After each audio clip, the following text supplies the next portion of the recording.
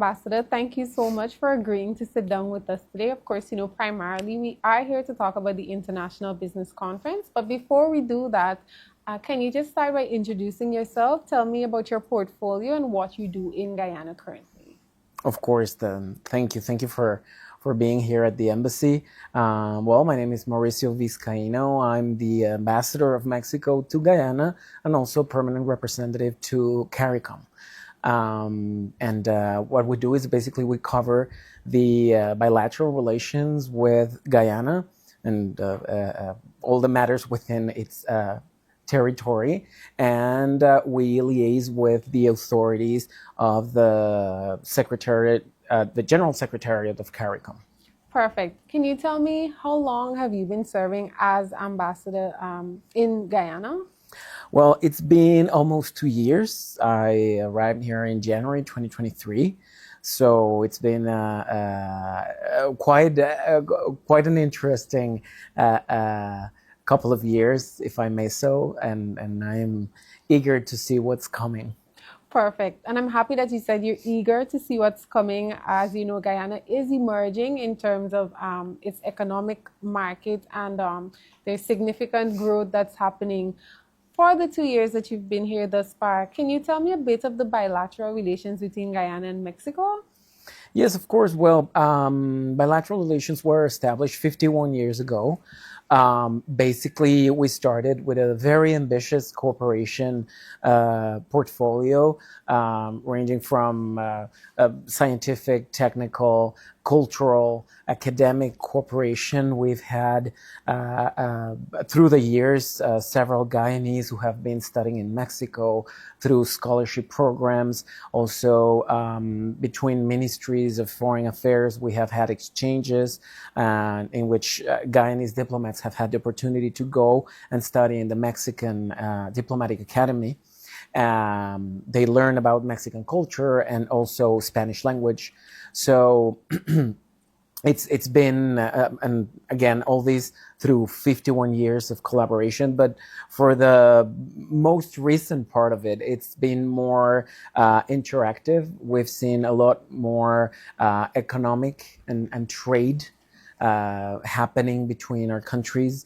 There's, of course, this need to find whatever resources we need as countries and to try to diversify the destination of our exports and, of course, the origins of our imports to get the best of the best. So we've been very glad to see how not only Guyana but CARICOM as a region has strengthened the possibilities of having a common market, a common economy.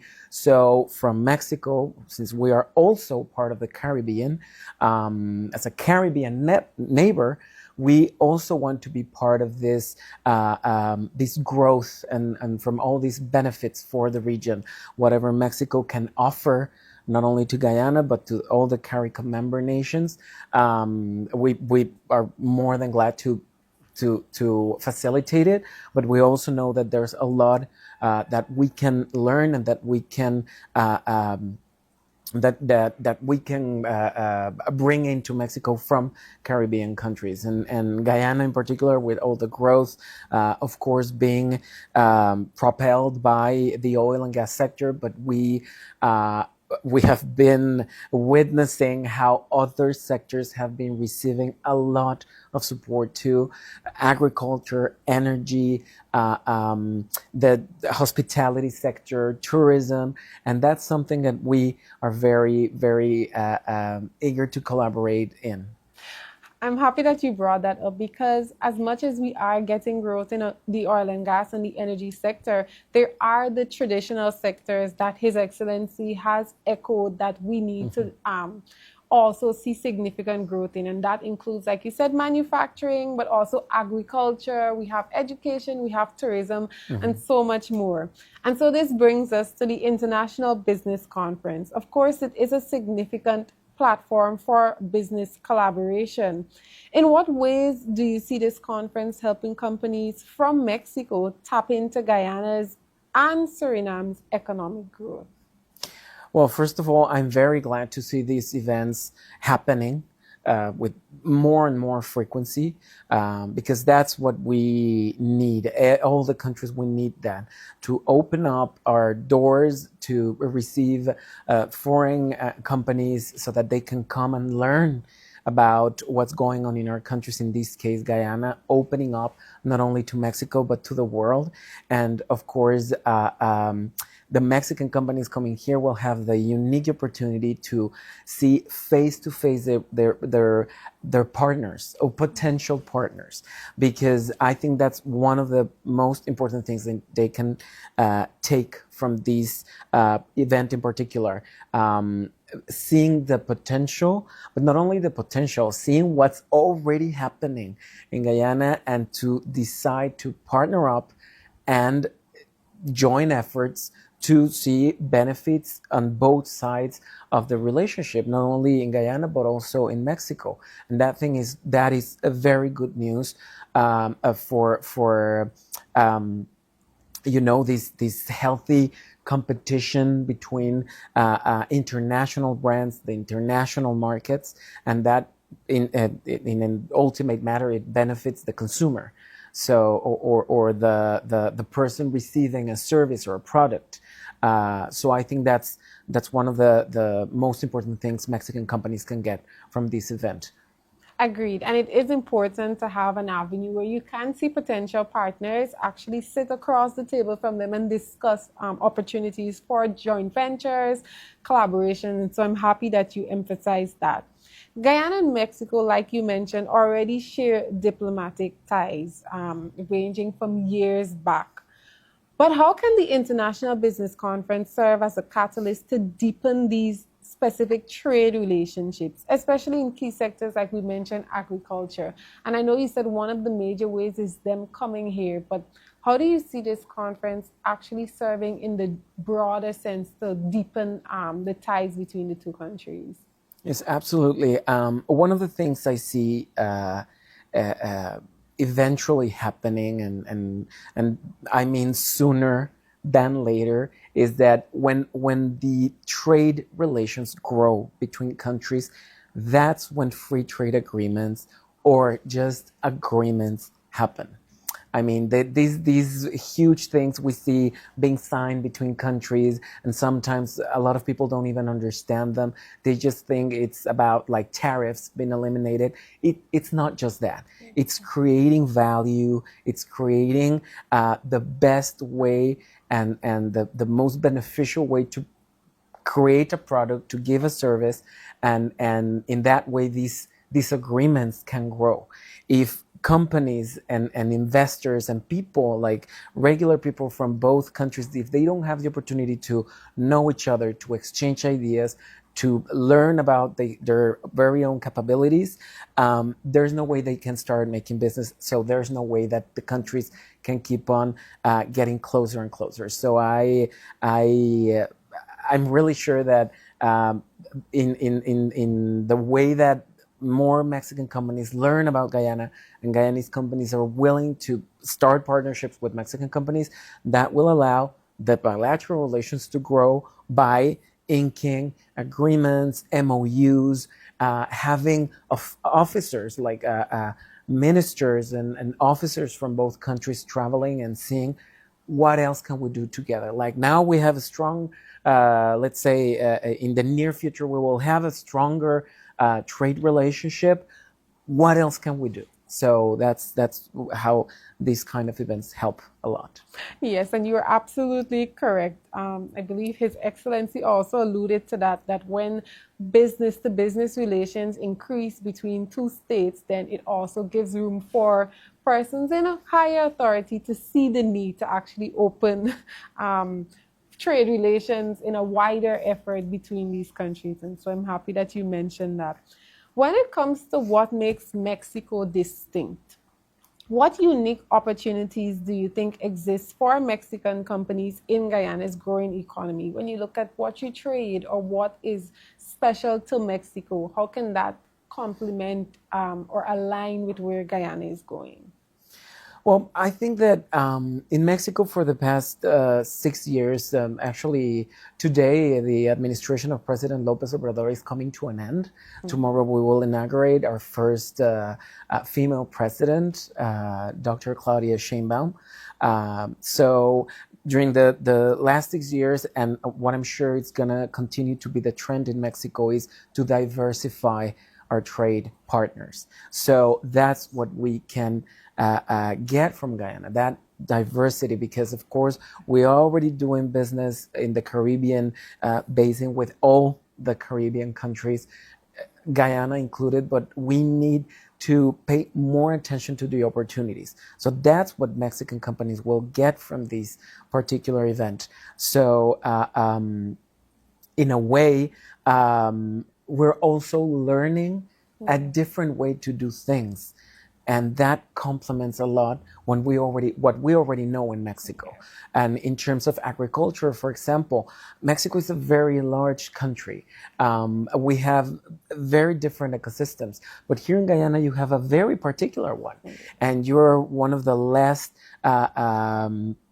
I mean, you've preserved your green cover in more than 80%, and that makes you a very that puts you in a very particular position regarding the rest of the world. So you know how to make, for example, all the lodging sector, the production of wood, and all the products coming from this sector in a sustainable way. And that's something Mexico can learn from Guyana. But we also have, let's say, some techniques that probably haven't come to Guyana, or that haven't been developed here, that we can share through partnership, joint ventures, etc., within the private sector, but also at an official level. Because many of the industries in Mexico have had, of course, the input of the government, the support of the government, and that's what we've seen as good practices that could be shared with Guyana. Yeah. And ideally, of course, that knowledge sharing to shorten the learning curve. We can learn from each other, and if you can bring your specialty that we don't have just yet, of course, it makes learning a bit fast, and it streamlines the developmental process for us. And that is, of course, very essential. My last question would be, I know we've spoken about trade and economic relations, but beyond economic opportunities, how important is fostering cultural and diplomatic relations between Guyana and Mexico? And how can events like the IBC play a role in this? And we look at things like language and, of course, culture. I look around your office and I see a lot of color, and it's very festive when it comes to Mexico. I know conferences are usually very economic and business to business in nature, but how do you see us benefiting culturally? Will there be like a need for us to learn to be more bilingual as we interact with persons from different territories? How do you see conferences like these playing a role in helping countries connect both culturally and diplomatically? Well, one of the things through my years as a diplomat, what I've seen is the thing that builds more the relationship between countries is the cultural exchange. And by culture, I mean everything, like even people coming and going from one country to the other.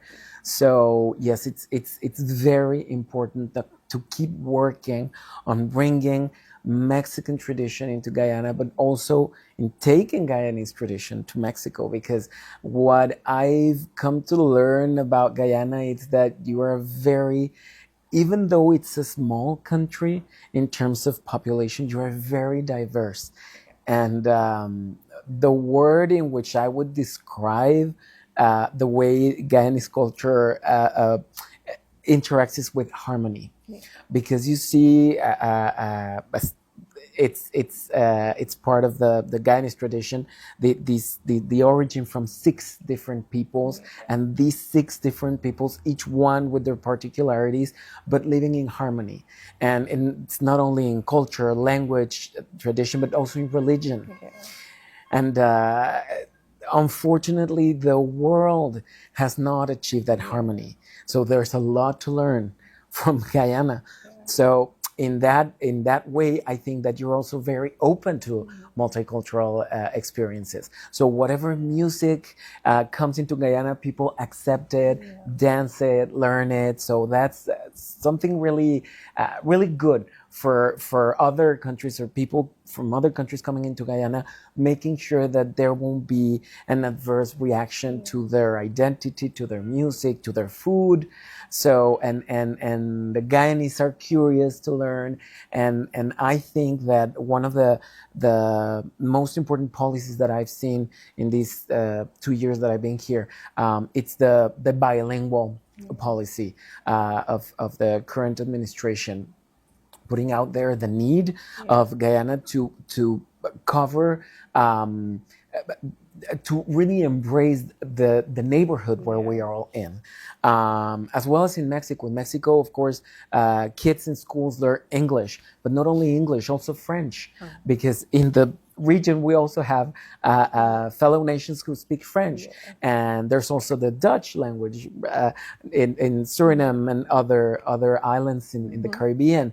And but I really admire the determination to make this part of the education of the Guyanese, this bilingual environment in which they will grow. And I'm talking about the kids, but also us as adults. We already see that on the streets, people speaking in English, in Spanish, in Portuguese, and that's really exciting for a country that's also growing economically. To say that it's also growing culturally, it's very unique. So that's why I'm convinced that as an embassy we have, of course, to facilitate everything in terms of trade and business, but also in terms of cultural exchange. Yes, perfectly said. Thank you so much for agreeing to sit with me today. And I am actually very grateful for the insights that you've shared.